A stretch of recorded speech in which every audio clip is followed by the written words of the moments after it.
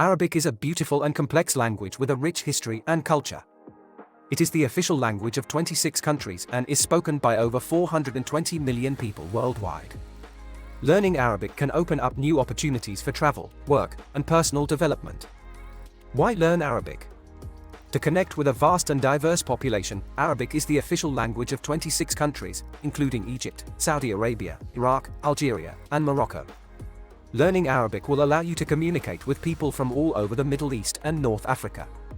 To gain access to a rich cultural heritage, Arabic is the language of the Quran, the holy book of Islam. It is also the language of a vast body of literature, poetry, and music. Learning Arabic will allow you to appreciate the rich cultural heritage of the Arab world. To enhance your career prospects, Arabic is a valuable skill in the business world. I am Mr. Ahmed Shawki, and this is my channel dedicated to the Arabic language. Please subscribe.